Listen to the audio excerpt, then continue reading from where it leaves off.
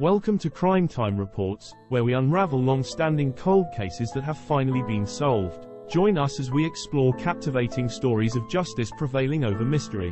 Subscribe now and join the journey into the depths of resolved cases.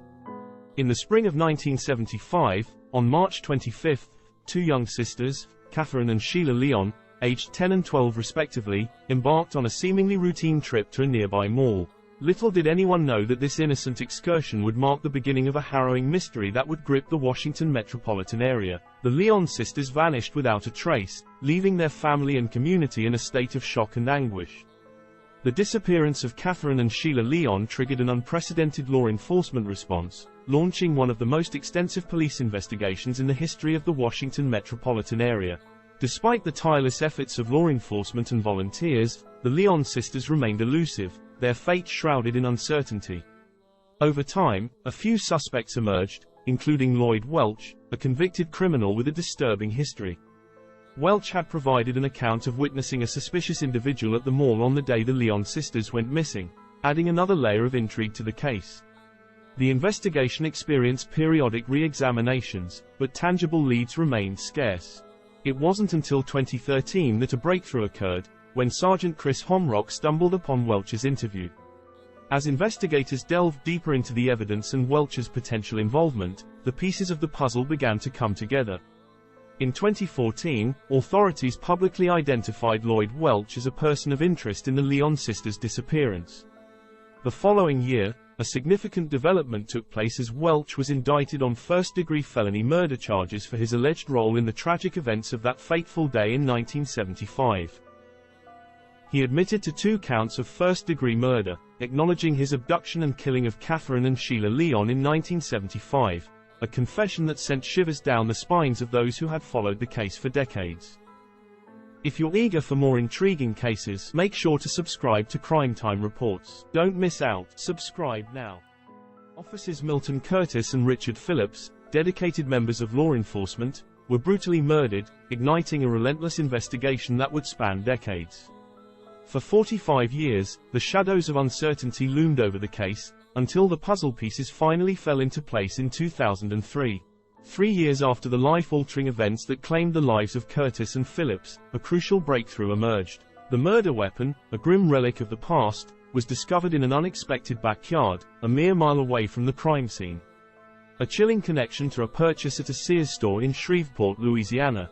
Wilson emerged, opening a perplexing chapter in the investigation.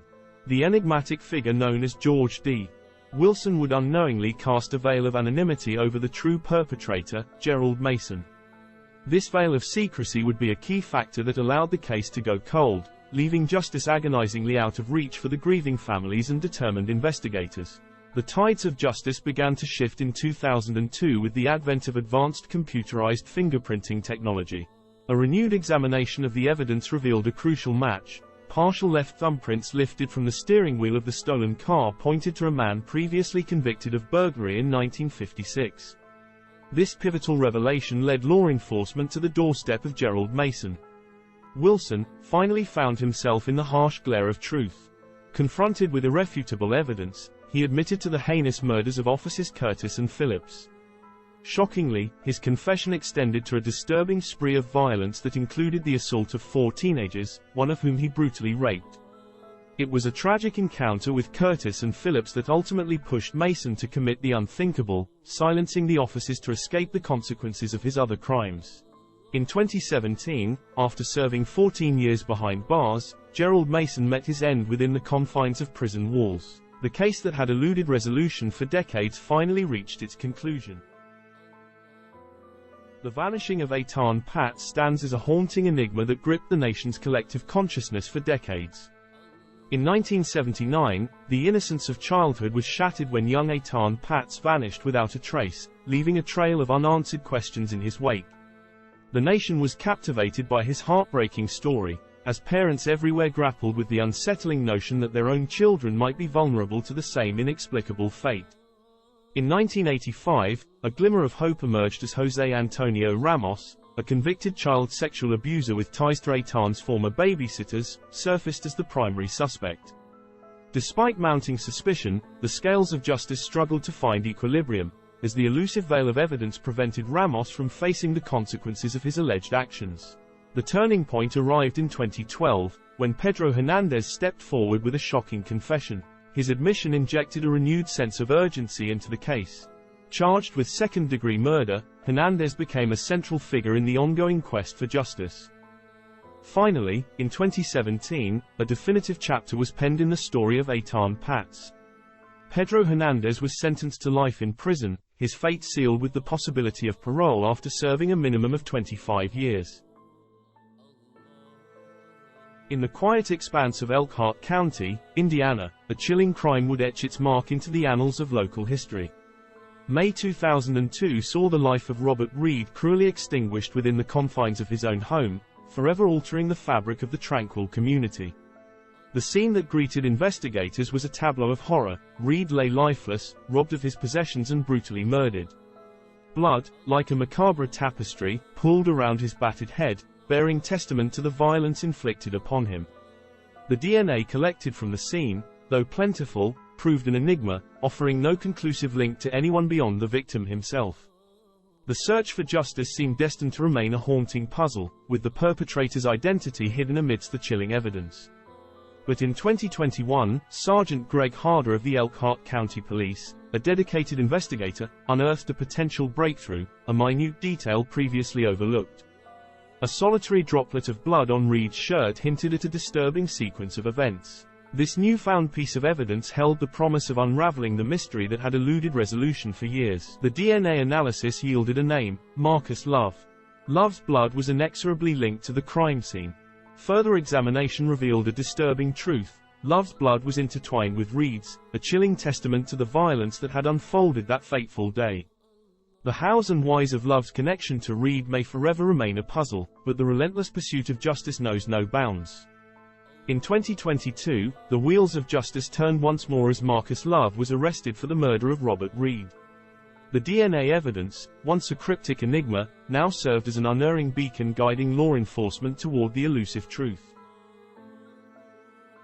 In the crisp air of March 1964, 9-year-old Maurice Chivarella, innocently walking to school, was abruptly thrust into the clutches of darkness as she was kidnapped from her path. As the sun dipped below the horizon that same afternoon, a grim discovery shattered the tranquility. Marise's lifeless form was found, a victim of unfathomable cruelty. The veil of innocence was pierced, replaced by a chilling reality of rape and strangulation.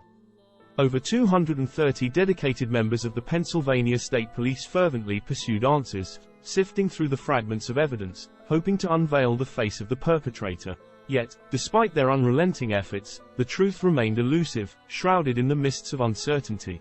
DNA, a whisper carried through time, became a beacon of truth. Eric Schubert, a master of genetic genealogy, lent his expertise, weaving together an intricate tapestry of family connections. The threads of lineage led him to a name: James Forte. The story unfolded, a tapestry woven with threads of violence and darkness. James Forte, a man with a sinister history of violent sexual assault, emerged as a figure of interest. But the passage of time had obscured the trail, for James Forte had been laid to rest in 1980, a shroud of finality concealing his secrets. Yet, the story was far from over. In a poignant twist, the earth yielded its secrets as Forte's resting place was disturbed. DNA, the silent witness, was extracted from his exhumed body, bridging the chasm between past and present. The genetic material found on Marise's jacket bore a haunting resemblance to the DNA of a man long gone from this world. The case of Maurice Chivarella, a chapter of horror etched in history, found its resolution. Thank you for joining us on this captivating journey through the world of solved cold cases. If you have more cases in mind that you'd like us to explore, don't hesitate to share your recommendations in the comments below. Remember to subscribe to Crime Time Reports so you never miss an episode as we continue to dive into the depths of justice. Hit that subscribe button and stay connected for more gripping stories. Until next time, stay curious and stay informed.